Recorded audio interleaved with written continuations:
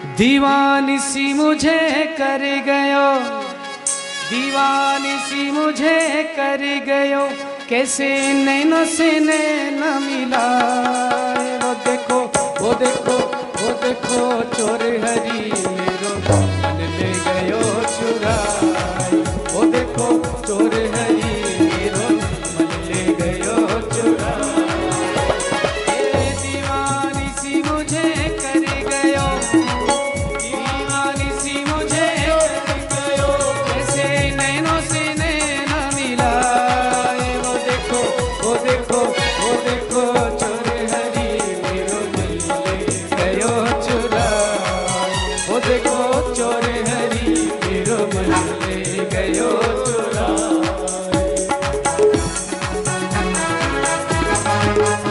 द्वारिका नाथ की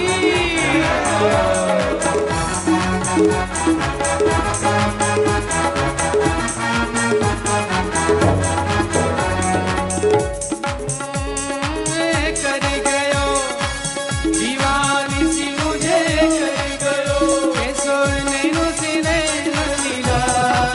वो देखो वो देखो वो देखो चोर हरी मेरो मन ले गयो चुरा। वो देखो चोर हरी मेरो मन ले गयो चुरा। एक झलक जो देखी उसकी, लट घुंघराली नजरे तिरछी, लट घुंघराली नजरे तिरछी, लट घुंघराली नजरे तिरछी, लट घुंघराली नजरे तिरछी। घायल मुझको कर गया, घायल मुझको कर गयो, ऐसे मंद मंद मुस्काए। वो देखो वो देखो वो देखो चोर हरी मेरो मन ले गयो चुरा।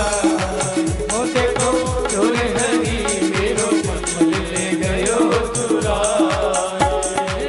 दीवानी सी मुझे कर गयो, दीवानी सी मुझे कर गयो, कैसे नैनों से नैना मिला।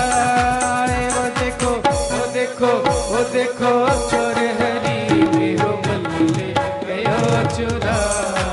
वो देखो चोर हरी मेरो मन ले गयो चुरा।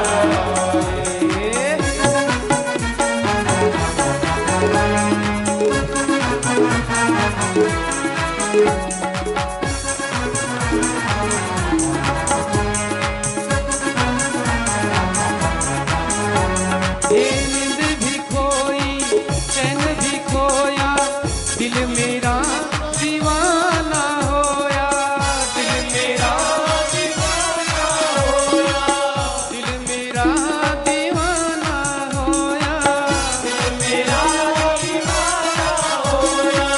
रात दिना सोवत और जागत, रात दिना सोवत और जागत, तेरी ही याद सताए। वो देखो वो देखो वो देखो चोर हरी मेरो मन ले गयो चुरा। वो देखो चोर हरी मेरो मन ले गयो चुरा। दीवानी सी मुझे कर गयो, दीवानी सी मुझे कर गयो, ऐसे नैनों से नैना मिला। वो देखो वो देखो वो देखो चोर हरी मेरो मन ले गयो चुरा।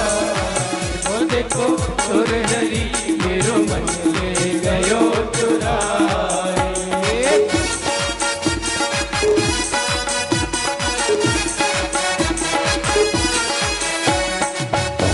द्वारिका नाथ की, रुक्मिणी महारानी की।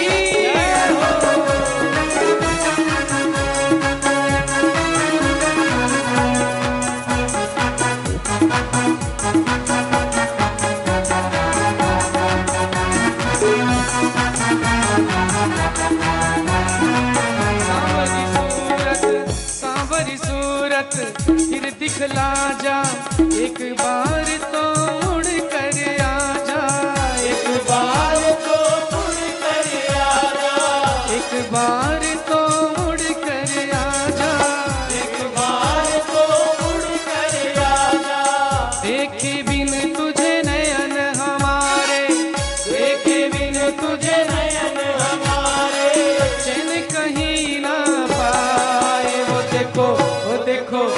देखो चोर हरी मेरो मन ले गयो चुरा।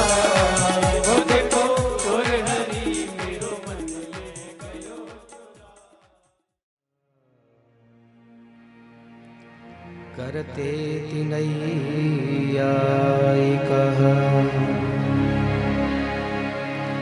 अर्रह नित्यथ जैन शासन रत करमे तिमीमासक सोयं नो विदधान्तु वाञ्छित फलं त्रैलोक्यनाथो हरि। अशीमहि गाधमुत प्रतिष्ठा नमो दिवे बृहते साधनाय।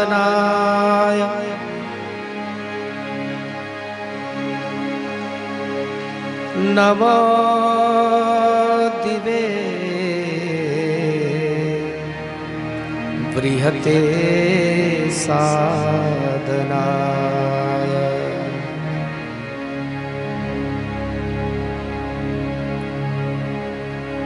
भक्ति भक्त भगवंत गुरु चतुर नाम वपु एक। इनके पद वंदन किए नाशत विघ्न अनेक। नारायणं नमस्कृत्य नरं चैव नरोत्तमं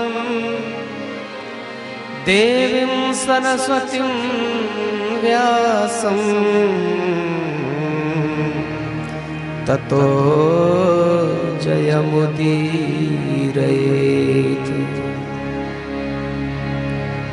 कृष्णाय वासुदेवाय हरे परमात्मने प्रणतक्लेशनाशाय गोविन्दाय नमो नमः।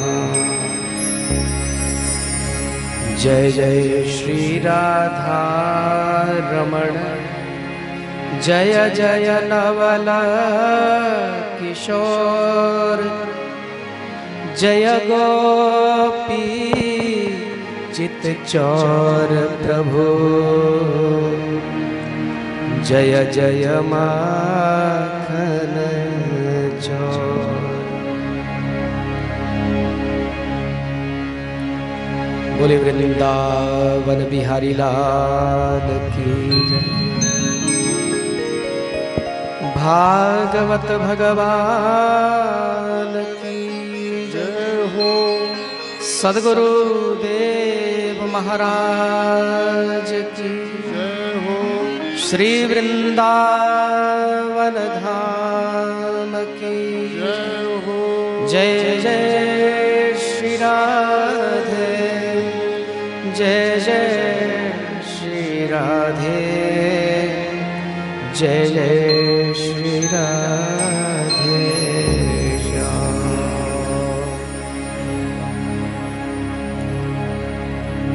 आइए मनवाणी को पावन करने के लिए कुछ क्षण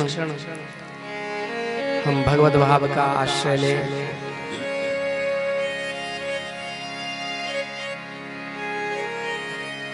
हरि का भजन करो हरि है हमारा। हरि का भजन करो हरि है हमारा। हरि का भजन करो हरि है हमारा।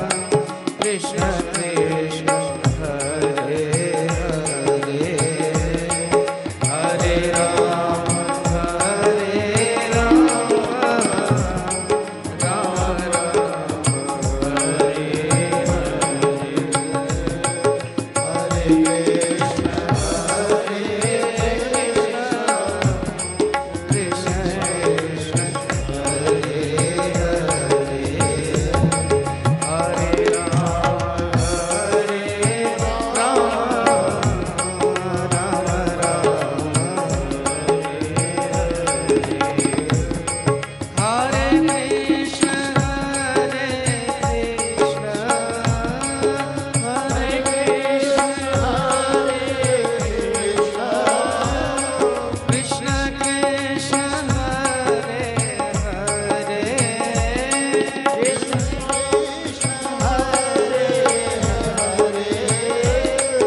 हरे राम